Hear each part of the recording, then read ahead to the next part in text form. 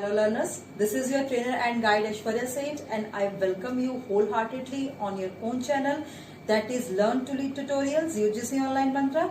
So friends, this is the India's first social and revolutionary platform, educational platform rather, for various competitive exams and their coachings, full-fledged coachings, just like UGC NET, CTET, PTET, NBS, KVS, Master Cadre, NTT, ETT, B.Ed, M.Ed and even much more we are going to launch in the coming future on the same channel.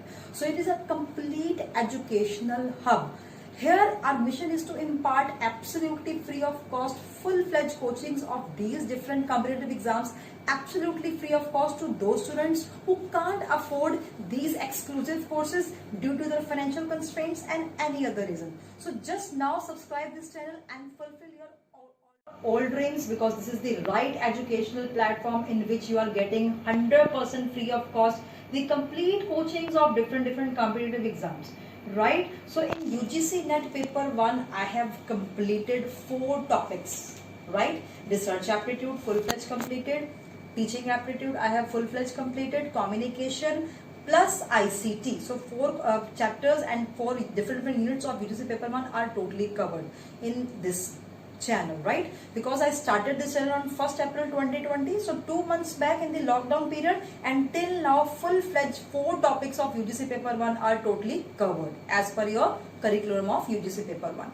So the next and 5th topic, that is the higher education, is going on, right? In the last week I have covered the meaning and little bit introduction of higher education along with the regulatory framework of higher education as well as the total scenario and structure of Indian education system, right? So this is the continual part 2, continual part of the regulatory framework of the higher education, right? So look at the screen. पिछली बार हमने एक chart, जो last में मैंने उस video में last में एक चार्ट करवाया था, ठीक है, जिसमें आपको मैंने सेंट्रल गवर्नमेंट, स्टेट गवर्नमेंट और डिफरेंट रेगुलेटरी बॉडीज के बारे में एक चार्ट बनवा के दिया था. उसकी ये एक्सटेंशन है, ये भी फुल फ्लेज में आपको उसके आगे करवा रही हूं. सबसे पहले आप ये देखिए, इस स्क्रीन के ऊपर देखिए कि कोई भी एजुकेशनल सिनेरियो या एजुकेशनल कंडक्शन के लिए, कोई भी पॉलिसी मेकिंग के लिए या उसको रेगुलेट करने के लिए या उसको जो है आगे जो है फॉर्मेट करने के लिए 3 बॉडीज जो हैं, ठीक है जी, ये काम करती हैं. इस पे आज का जो ये टॉपिक है, इस पे जरूर क्वेश्चन आता है यूजीसी पेपर 1 में. अगर इस ब्लैक बोर्ड से मैं आपको सारा यहां तक करवा दूंगी तो 2 नंबर का क्वेश्चन पक्का ही आएगा, कंफर्म्ड है, ठीक है जी.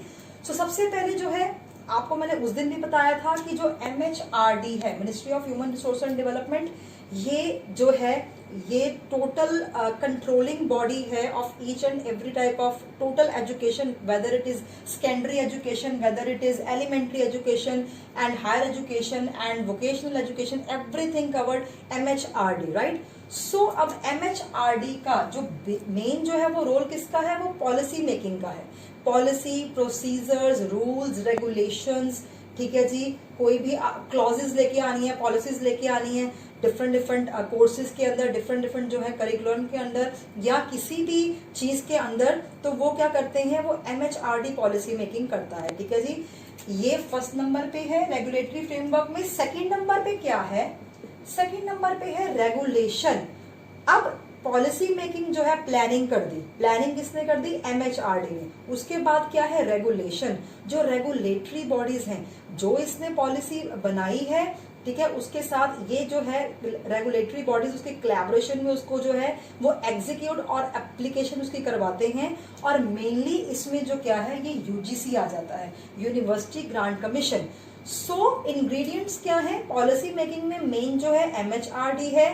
नेक्स्ट जो है उसको रेगुलेट करवाने में, ठीक है, जिसकी कंडक्शन करवाने में UGC मेन है. और थर्ड नंबर पे थर्ड इंग्रेडिएंट क्या है, दैट इज एक्रीडिएशन.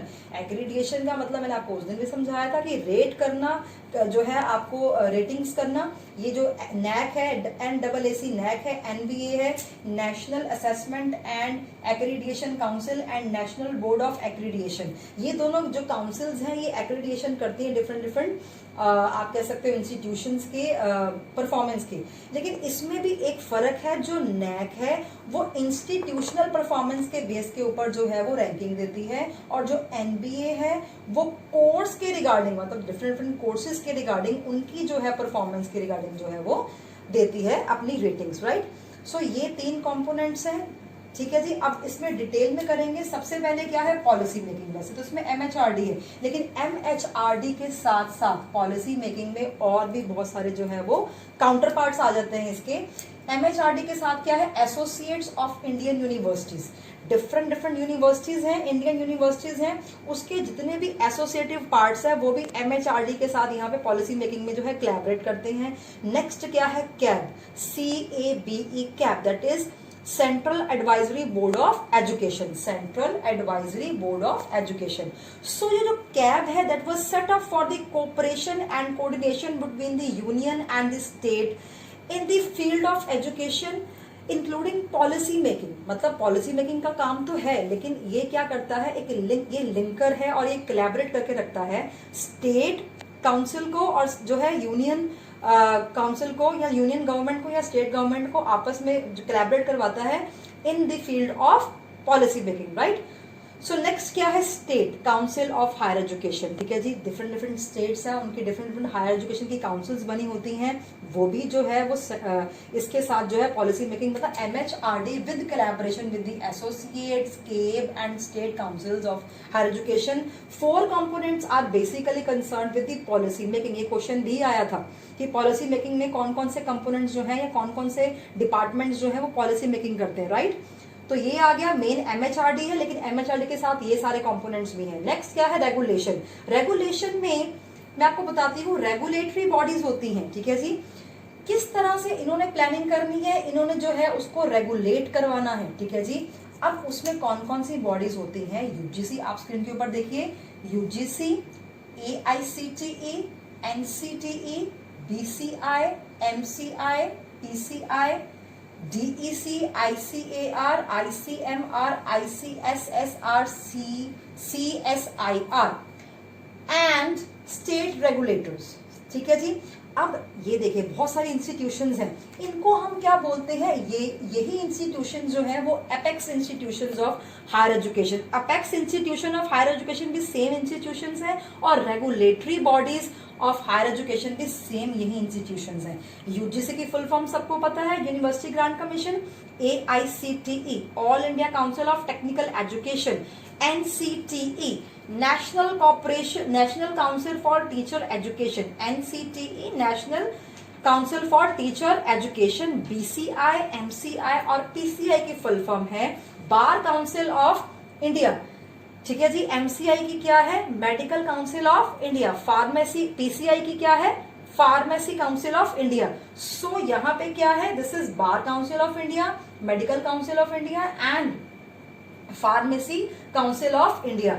DEC, इसकी फुल फॉर्म क्या है, distance educational bureau, distance educational bureau. ICAR, the Indian council of agriculture research, the Indian council of agricultural research. ICMR, the Indian council of medical research. ICMR, the Indian council of medical research. ICSSR, the Indian Council of Social Science Research. ICSSR, the Indian Council of Social Science Research. CSIR stands for Council of Scientific and Industrial Research. CSIR, Council of Scientific and Industrial Research, along with the state regulators, different state regulators. ये apex bodies भी हैं higher education की, और ये regulatory bodies भी हैं जो regulation जो है करवाती हैं, जो भी पॉलिसी इसने बनाई है। नेक्स्ट पार्ट, तीसरा जो है इंग्रेडिएंट आता है वो है एक्रीडिएशन का, ठीक है जी। इन्होंने अपनी पॉलिसी बना दी, इन्होंने जो उसकी पॉलिसी को जो है रेगुलेट करवा दिया, अप्लाई करवा दिया। अब ये क्या करेंगे, हर साल इन्होंने क्या करना है, एक्रीडिएशन देनी है डिफरेंट इंस्टीट्यूशंस को उनके परफॉर्मेंस के बेस पे। NAC है, NBA है, ठीक है, मैंने आपको अभी बता भी दिया, पिछले वीडियो में भी आपको डिटेल में करवा दिया था मैंने। अब ये क्या है, ये क्रेडिट रेटिंग देती है, और ये क्या रेटिंग करती है कि कौन कौन सी जो इंस्टीट्यूशंस हैं, ठीक है जी, वो अच्छे से परफॉर्म कर रही हैं as per the guidelines and as per the you can say the criterias of the MHRD, right. So ये सब चीजें हैं जो मैंने आपको अभी, ये बिल्कुल देखिए, ये सारे इंस्टीट्यूशंस हैं, हम डिटेल में करेंगे कि AICTE क्या है। आपको फुल फॉर्म तो सबकी बता दी है, लेकिन इस अगली वीडियो में हम ये जितने भी इंस्टीट्यूशंस हैं उनकी establishment dates with the year, their objective and their qualities and their what they are doing exactly, what is their work, ये सारा हम कंप्लीट जो है वो कवर करेंगे। लेकिन अभी तक जो है हमने आपको सिर्फ ये बताया कि कौन सी कंपोनेंट में कौन कौन सा जो है सब कंपोनेंट आ रहा है, इसमें से क्वेश्चन आता होता है। और ज्यादातर किस फॉर्म में आता है? ऑड वन आउट की फॉर्म में। ऑड वन आउट की फॉर्म में कैसे? कि फॉर एग्जांपल चलो इससे लेते हैं क्वेश्चन कि पॉलिसी मेकिंग में, हायर एजुकेशन की पॉलिसी मेकिंग में MHRD के साथ बाकी की जो है वो 3 इंस्टीट्यूशंस कौन है? MHRD के साथ बाकी की 3 इंस्टीट्यूशंस कौन सी हैं? एक ऑप्शन में आपको ये तीनों ही आएंगी, एक ऑप्शन में हो सकता है ये 2 आए, ये ना आए, कोई और साथ में लिखी हो। तीसरी ऑप्शन में हो सकता है ये 2 आए, ये ना आए, कोई और, मतलब मिक्स मैच करके आपको दिया हो। अगर आपको पता होगा तभी आप उसको सॉल्व कर पाओगे। So this is all about factual as well as the conceptual base of the regulatory framework as I have discussed with you earlier also। तो ये उसका एक्सटेंशन है। अब हम इसके आगे करते हैं। तो अब हम ये देखते हैं कि हायर एजुकेशन में डिफरेंट गवर्नमेंट्स का क्या रोल है और वो क्या क्या करती हैं। सबसे पहले जो हमारी हेड गवर्नमेंट है, जिसको हम सेंट्रल गवर्नमेंट बोलते हैं, ठीक है जी, उस वो क्या क्या करती है हायर एजुकेशन को चलाने के लिए, कंडक्ट करने के लिए, ठीक है जी। मेन रोल, बहुत ही मेन रोल है इसका सेंट्रल गवर्नमेंट का। ये रोल्स के ऊपर भी बहुत सेट्स में डिफरेंट ईयर्स पे क्वेश्चन आए हुए हैं, ठीक है जी। तो ये भी आप ध्यान से सुन लीजिएगा, बहुत शॉर्टकट में और क्रक्स में मैं आपको करा रही हूँ, ठीक है जी। सेंट्रल गवर्नमेंट क्या करती है? सबसे पहले lays down the national policy on education, that is NPE, that is NPE, full form is national policy on education. Educational policy जो है वो बनाती है central government. It lays down the national policy on education, first point is this. Secondly, it provides grants to UGC। Central government provides grants to UGC and establish central universities of national importance in the country। क्या करती है? Basically UGC का financial source जो है वो central government है, और ये क्या करती है साथ में? ये एस्टैब्लिश करती है डिफरेंट नेशनल इंपॉर्टेंस की central universities throughout our nation. नई नई सेंट्रल यूनिवर्सिटीज खुलती हैं, वो यही खुलवाती है, एस्टैब्लिश करती है, ठीक है जी। नेक्स्ट क्या है? Also responsible for declaring an educational institution as deemed to be university on the recommendation of UGC। ये पॉइंट समझने वाला है कि UGC की रिकमेंडेशन के ऊपर जो है इसका डिसीजन जो है निर्धारित होता है। कौन सा डिसीजन निर्धारित होता है? कि वो किसी भी यूनिवर्सिटी को UGC से पूछ कर उसकी रिकमेंडेशन से लेकर सेंट्रल गवर्नमेंट क्या करती है? इसकी रिकमेंडेशन से किसी भी एजुकेशनल इंस्टीट्यूशन को जो है वो deemed to be university declare कर सकती है, घोषित कर सकती है। डीम्ड टू बी यूनिवर्सिटी मतलब डीम्ड यूनिवर्सिटी। डीम्ड यूनिवर्सिटी क्या है? ये न्यू कॉन्सेप्ट है, ठीक है जी। अभी हम इसके बाद डिटेल में नेक्स्ट वीडियो में लेके आएंगे कि सेंट्रल यूनिवर्सिटीज जो हैं वो क्या होती हैं, कौन कौन सी सेंट्रल यूनिवर्सिटीज जो है वो मेन है, किस तरह से हैं। फिर स्टेट यूनिवर्सिटीज के बारे में बात करेंगे, प्राइवेट यूनिवर्सिटीज के बारे में बात करेंगे, और डीम्ड यूनिवर्सिटीज के बारे में बात करेंगे। अभी तक इसका सिर्फ आप मीनिंग समझ लीजिए कि डीम्ड यूनिवर्सिटी भी एक यूनिवर्सिटी होती है, लेकिन इसके सारी पावर्स होती हैं इसके पास। बाकी जितनी भी यूनिवर्सिटीज के पास पावर्स होती हैं, उस जितनी पावर्स होती हैं उतनी ही इस यूनिवर्सिटी के पास पावर होती है। लेकिन एक पावर इसको, because it is deemed to be university, ठीक है, ये कंप्लीट यूनिवर्सिटी नहीं है, डीम्ड टू बी है, तो इसकी एक पावर इसके हाथ में नहीं होती। वो ये है कि वो किसी भी नेक्स्ट इंस्टीट्यूशन को या किसी और अदर इंस्टीट्यूशन को एफिलिएशन नहीं दे सकती। डीम्ड टू बी यूनिवर्सिटी किसी भी और, मतलब यूनिवर्सिटी तो है ये, ठीक है जी, बट ये किसी भी और नेक्स्ट इंस्टीट्यूशन को अपने साथ मतलब ये एफिलिएशन नहीं दे सकती, ठीक है जी। जैसे फॉर एग्जांपल अलग अलग, जैसे अब ये करिकुलम डेवलप कर सकती है, अपनी डिग्रीज दे सकती है, अपने हिसाब से अपने यूनिवर्सिटीज को मैनेज कर सकती है, रूल्स रेगुलेशन अपने हिसाब से सेट कर सकती है, करिकुलर डेवलपमेंट कर सकती है, हर एक चीज कर सकती है, हर एक पावर है इसके पास। लेकिन एक पावर नहीं है, क्योंकि बाकी सारी यूनिवर्सिटीज के साथ ये पावर होती है कि वो एफिलिएशन दे सकती हैं डिफरेंट कॉलेजेस को। लेकिन डीम्ड टू बी यूनिवर्सिटी जो है इस पावर से जो है ये वंचित रह सकती है, हो सकता है। तो इसका मतलब है कि डीम्ड यूनिवर्सिटी जो है वो एफिलिएशन नहीं देती किसी भी कॉलेज को, ठीक है जी। बाकी डिटेल में करेंगे, ठीक है जी। नेक्स्ट क्या है, स्टेट गवर्नमेंट। स्टेट गवर्नमेंट क्या करता है, अब देखिए सेंट्रल गवर्नमेंट का ये रिस्पॉन्सिबिलिटी, स्टेट गवर्नमेंट की क्या responsibility, set up the state councils. क्या करती है state government, it sets up the state councils, councils format करती है अपने लेवल पे, स्टेट लेवल पे, एंड एडवाइजरी बोर्ड्स, ठीक है जी, advisory boards as well as the state councils for किसके लिए, higher education institutions in the state.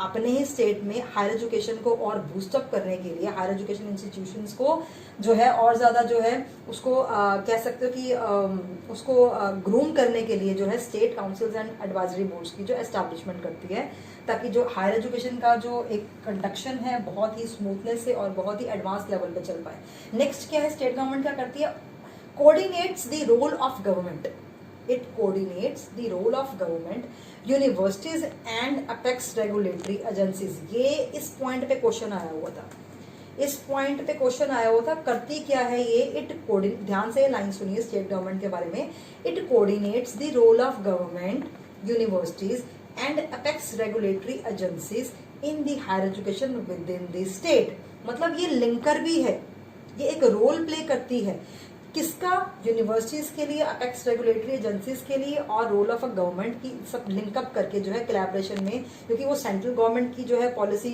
Follow करेगी, कुछ अपनी रिकमेंडेशंस देगी, कुछ काउंसिल्स बनाएगी, कुछ एजेंसीज को वो जो है उसको कंडक्ट करने की जो अथॉरिटी देगी, तो ये एडवाइजरी बोर्ड्स बनाएगी। तो ये सब चीजें हैं स्टेट गवर्नमेंट की, राइट। उसके बाद केप की तरफ चलते हैं, ठीक है। केप मैंने आपको अभी बताया है थोड़ी देर पहले कि केप क्या है, it is set up for the coordination and cooperation between the union and the state in the field of education including the policy making, ठीक है। पॉलिसी मेकिंग में हमने MHRD के साथ केप किया था ना, ठीक है जी।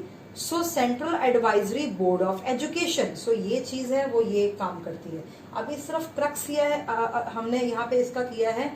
अब हम आगे अभी चलेंगे और ये करेंगे, इसके बाद मैं आपको करवाऊंगी कि जो हमारा एक टॉपिक है इसी का, हायर एजुकेशन का, institutions of higher learning and education in the ancient India, institutions of higher learning and the education in the ancient India.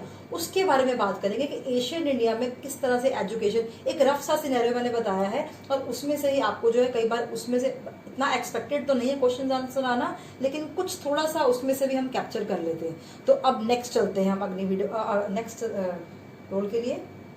So education in ancient India, सबसे पहले जब एजुकेशन स्टार्ट हुई थी हमारे इंडियन कल्चर के अंदर और इंडिया के अंदर, हमारे नेशन के अंदर, तो शुरुआत से लेकर जो है आपका ये टॉपिक भी ऐसा ही है कि आप एंशिएंट इंडिया में कौन कौन सी जो है वो डिफरेंट जो है वो प्रणालियां चली थी, या कौन सी इंस्टीट्यूशंस थी, और वो क्या क्या करवाती थी।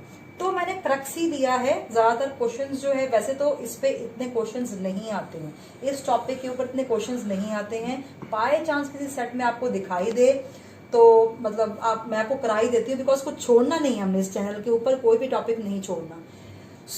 सबसे पहले हमारे इंडियन सिस्टम में, एजुकेशन सिस्टम में, गुरुकुल्स आपने सुना होगा, गुरुकुल्स, ठीक है जी। क्या है, residential houses. Gurukuls are the residential houses, ठीक है जी। आश्रम होते थे, गुरुकुल होते थे, जहां पे जो है आपने देखा होगा बहुत सारे मैथोलॉजिकल प्रोग्राम्स देखे होंगे जहाँ पे आप आश्रम में जाके जो बच्चे थे वो पढ़ते थे, गुरुकुल्स में जाते थे, ठीक है जी। वहां पे जाके क्यों उनको, ये क्वेश्चन एक बार आया था, गुरुकुल्स को रेजिडेंशियल स्कूल्स जो हैं वो क्यों कहते हैं, क्यों कहते हैं, बिकॉज अब क्या है कि हम बच्चे जाते हैं पढ़ने और 4-5 घंटे बाद या 6 घंटे बाद जितनी भी एजुकेशन होती है उसके बाद घर आ जाते हैं। लेकिन यहाँ पे क्या है, यहाँ पे बच्चे जाते थे, गुरुकुल्स में ही रहते थे जब तक उनकी जितनी भी विद्याएं जो वो ग्रहण करते थे वो कंप्लीट नहीं हो जाती थी। तो रेजिडेंशियल स्कूल्स, राइट। नेक्स्ट उसके बाद क्या आया इसका, और आगे जाके जो है गुरुकुल्स में एक्सटेंशन आप कह सकते हो कि परिषद एंड सम्मेलन्स, परिषद एंड सम्मेलन्स की एक प्रथा आई, ठीक है जी। जैसे आजकल हम पता क्या कहते हैं सम्मेलन्स को, हम कॉन्फ्रेंसेस कहते हैं, आजकल जो अगर सम्मेलन की बात करें, परिषद की बात करें, तो ये मीटिंग्स होती थी, और आजकल इन्हीं को हम अब मॉडर्नाइज हो गए तो हम क्या बोलते हैं, कॉन्फ्रेंस कर रहे हैं, हम मीटिंग कर रहे हैं, ठीक है जी। तो ये भी यहाँ पे शुरू हुआ। उसके बाद फिर आ गई आपकी वैदिक एजुकेशन। वैदिक एजुकेशन मतलब वेदास की एजुकेशन, उपनिषद की एजुकेशन, ठीक है जी। ये हमारा इंडियन कल्चर है, पूरा जितना भी डिफरेंट डिफरेंट वेद्स हैं, ठीक है जी, वो सारे के सारे इसमें पढ़ाए जाते थे, ठीक है जी। और ये बिल्कुल एक साइंटिफिक, मतलब जो वैदिक एजुकेशन है वो बहुत साइंटिफिक एजुकेशन है। इस पे भी क्वेश्चन आया हुआ है कि आजकल का जो साइंस डेवलप्ड है ना, वो वेदों से, जो वेदास हैं, 4 तरह के वेदास होते हैं, उनके ऊपर जो है हमारा आज का साइंस जो है और आज की एजुकेशन जो है वो टिकी हुई है, ठीक है जी। ये बेस है, ये बेस जो है वो बेस है वेद और उपनिषद। यहाँ पे जो वेद्स की एजुकेशन दी जाती थी वो संस्कृत की भाषा में जो है वो दी जाती थी, और ये सब ग्रहण करके, ठीक है जी, मैं शुद्ध हिंदी इसलिए बोल रही हूँ बिकॉज अब ये सारा एंशिएंट इंडिया का है, तो आपको थोड़ा सा ये सब जो है ग्रैप्स करके या ग्रहण करके जो स्टूडेंट है वो क्या बन जाता था, आगे आचार्य बन जाता था, आचार्य बन जाता था, ठीक है जी। और वो भी अपने फील्ड में जो है वो मास्टर बन जाता था, वेदास का मास्टर, और उसको सब सब कुछ आता होता था। उसके बाद क्या है, बुद्धिस्ट। बुद्धिस्ट एजुकेशन में क्या था, यहाँ पे वेदास सिखाए जाते थे, और बुद्धिस्ट एजुकेशन में क्या सिखाया जाता था, Buddhist scriptures. Buddhist education system में बुद्धिस्ट स्क्रिप्चर सिखाए जाते थे, डिफरेंट डिफरेंट उनकी फॉर्मेशन सिखाई जाती थी, और किस लैंग्वेज में सिखाई जाती थी, पल्ली लैंग्वेज। बुद्धिस्ट की जो नेटिव लैंग्वेज है दैट इज पल्ली लैंग्वेज। और ये सब ग्रहण करने के बाद, ये सब एजुकेशन फुल फ्लेज कंप्लीट यहाँ पे करने के बाद वो क्या बन जाते थे, जो स्टूडेंट थे वो मॉन्क्स बन जाते थे, मॉन्क्स। यहाँ पे क्या बनते थे, वैदिक में आचार्य, यहाँ पे बुद्धिस्ट में क्या बनते थे, मॉन्क्स कि भिक्षु, कि प्रॉपर जो है वो अपने आप को कह सकते थे कि बस रिलीजियस, या फिर आप अपने आप को समर्पित कर देते थे कि वो बस अब वो बुद्धिज्म ही अपनाएंगे और उसी के मार्ग पे आगे चलेंगे, ये सब चीजें। उसके बाद है मदरसाज होते थे। मदरसाज बेसिकली क्या है, इस्लामिक एजुकेशन को डिपार्ट करने और इस्लामिक एजुकेशन को फ्लरिश करने के लिए और इस्लामिक एजुकेशन को प्रोवाइड करने के लिए मदरसाज थे। जो भी उर्दू सीखना चाहते थे, इस्लामिक एजुकेशन लेना चाहते थे, बेसिकली मुस्लिम्स, ये बेसिकली मुस्लिम कम्युनिटीज के लिए जो है मदरसाज बनाए गए थे, ठीक है जी। और यहाँ पे इस्लामिक एजुकेशन जो है वो इम्पार्ट की जाती थी, राइट। उसके बाद जो है अब धीरे धीरे जो ये सारी जो है ये एक आप कह सकते हो कि यहाँ तक मदरसा, मतलब ये इस्लामिक के लिए आ गया, ये वैदिक के लिए आ गया, बुद्धिस्ट के लिए आ गया, और परिषद एंड गुरुकुल्स जो हैं वो रेजिडेंशियल स्कूल्स मतलब उस पर्सपेक्टिव में आ गए। लेकिन आगे क्या है, अब पर्सपेक्टिव थोड़ा चेंज हो गया। अब यहाँ पे उसके बाद जो आया वो वोकेशनल जो है वो कह सकते हो एजुकेशन आई, लेकिन वो भी एंशियंट एजुकेशन। आजकल की वोकेशनल एजुकेशन और उस टाइम की वोकेशनल एजुकेशन में जमीन आसमान का फर्क है। वोकेशनल का मतलब क्या है, मैंने आपको पहले भी 2 बार समझा चुकी हूँ लास्ट वीडियो में, मैं आपको दोबारा बता देती हूँ। वोकेशनल का मतलब है कि वो वाले जो कोर्सेज हैं या वो वाले एजुकेशन है जो डायरेक्टली जॉब रिलेटेड होती है, जॉब रिलेटेड होती है। इन वोकेशनल कोर्सेज को करके प्रैक्टिकल नॉलेज इतनी आ जाती है कि उसी फील्ड में डायरेक्टली जो है वो जॉब और जो है कार्य कर सकते हैं। सो वोकेशनल। बट एंशिएंट एजुकेशन में वोकेशनल कोर्सेज कौन कौन से होते थे, मसलन जैसे एग्रीकल्चर, बहुत पुरानी जो है एग्रीकल्चर होता था, फार्मिंग होता था, बिल्डिंग होम्स, ठीक है जी। जैसे हो सकता है कि जैसे मिस्त्री का काम होता था, वीविंग का काम होता था, डाइंग का काम होता था, स्कल्पचर्स पेंटिंग या स्कल्पचर्स का काम होता था, मेडिसिनल जो है मेडिसिन बनाने का काम होता था। ये सारी चीजें जो है वो वोकेशनल उस टाइम पे जो है ये बहुत ही आप कह सकते हो कि इस तरह की जो वोकेशंस जो हैं या जॉब्स जो हैं वो सिखाई जाती थी, एजुकेशनल प्रोग्राम्स बनाए जाते थे, और ये सिखा के इसी लाइन में जो है वो सारे अपनी अपनी ऑक्यूपेशनल वोकेशनल एजुकेशन को, एक और मैं आपको बता देती हूँ, ये ऑक्यूपेशनल एजुकेशन कहते हैं। वोकेशनल एजुकेशन कह लीजिए या फिर ऑक्यूपेशनल एजुकेशन कह लीजिए, एक ही बात है। और एंशिएंट एजुकेशन में इस तरह के जो कोर्सेज हैं वो करवाए जाते थे, ठीक है जी। उसके बाद जो है अब एक लास्ट टॉपिक, मतलब लास्ट आप इंग्रेडिएंट देख रहे होंगे कि अब उस समय में सबसे पहले जो है एजुकेशनल इंस्टीट्यूशंस जो हैं आप कह सकते हो कि बड़े लेवल पे या फॉर्मल लेवल पे कौन कौन से खुले थे, तक्षशिला, ठीक है जी। 3 जो है उस समय के ठीक है। एंशियंट इंडिया के उस समय के ह्यूज लेवल पे बड़े एजुकेशनल इंस्टीट्यूट कौन कौन से थे? तक्षशिला, नालंदा, वल्लभी। एंड वी का मतलब है यहाँ पे स्पेस नहीं थी, तो मैं आपको बता देती हूँ। Takshashila, Nalanda and Vallabhi are that time establishments of the different educational institutions in the ancient educational system. सो ये सब चीजें हैं। इसके अलावा अगर आपने बहुत डिटेल में करना है तो आप मुझे कमेंट बॉक्स में बताइए, तो मैं आपको इसको डिटेल में भी करा दूंगी। लेकिन जितना भी मैंने 10 साल के पेपर देखे हैं, लास्ट 10 ईयर्स देखे हैं, इस टॉपिक में से इतना क्वेश्चन नहीं आया हुआ, बहुत ही रेयर क्वेश्चंस आए हुए हैं। बट फिर भी अगर आप मुझे बोलोगे कमेंट बॉक्स में कि आप मैम बहुत डिटेल में कराएं, तो मैं डिटेल में भी करा दूंगी। ठीक है जी, आप जरूर कमेंट बॉक्स में लिखें। और आज की वीडियो कैसी लगी आप जरूर हमें बताएं, कमेंट बॉक्स में अपने रिस्पॉन्सेज दें। लाइक करें हमारी वीडियोस। आज के लिए हमारा इतना ही था। और लाइक करें और इस चैनल को शेयर करें, सब्सक्राइब करें जितना से जितना हो सकता है।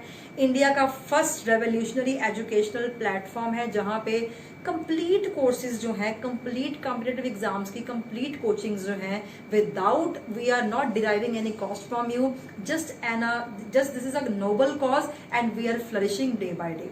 So thank you so much and God bless you all. Bye bye for now.